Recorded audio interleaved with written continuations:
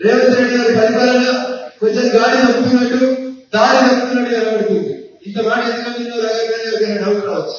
General గా వినాయక చవితి వేడుకలు జరుగుతున్నప్పుడు ఓ కార్యక్రమాన్ని ట్రాన్స్ఫర్ ట్రాన్స్ఫర్ అవిధంగా ట్రాన్స్ఫర్ ఏమంటారు లా అండ్ ఆర్డర్ కష్టమైందని ఈ అవిధం జాగ్రత్త నుంచి ఇదే ఉన్నాడు.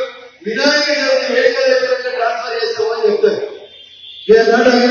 ఐపీఎస్ ఆనంద్ గారి మీద కోపంతో కొత్తగూడ శ్రీనివాస్ రెడ్డి గారి మీద ప్రేమతో చెప్తారండి.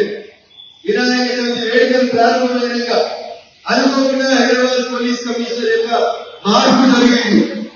తెలంగాణ సమాజం ఆలోచించాలి, ఎందుకు ఈ మార్పు జరిగిందని చాలా స్పష్టంగా సమాజంలో కాబట్టి ఆలోచించాలి. మా మీడియా వ్యక్తులు కూడా ఆలోచించాలి.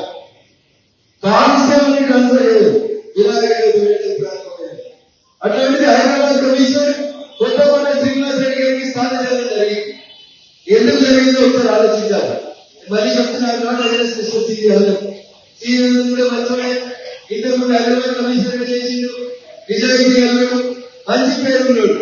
కానీ ఎంఎస్ఎం పార్టీ కంట్రోల్ మంత్రిలాగా కొత్తగూడ శ్రీనివాస్ రెడ్డి హైదరాబాద్ కమిషనర్ వాళ్ళకి వ్యతిరేకంగా పనిచేస్తున్నారు. వాళ్ళు చెప్పిన పనులు చేస్తున్నారని ఎవరైనా చెప్పలే. అసెంబ్లీలో ఎవ్వరు మాట్లాడలేక ఈ ట్రాన్స్ఫర్ జరిగింది.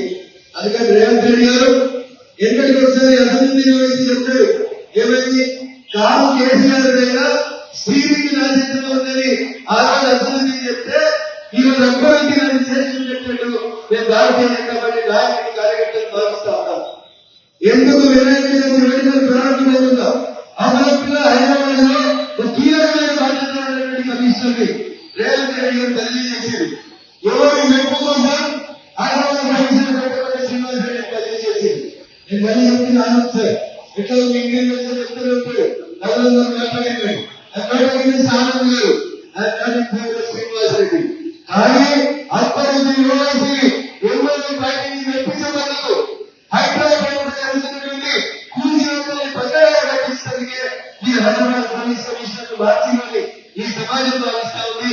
మేము కూడా భావిస్తాం రేవంత్ రెడ్డి గారు. అందుకని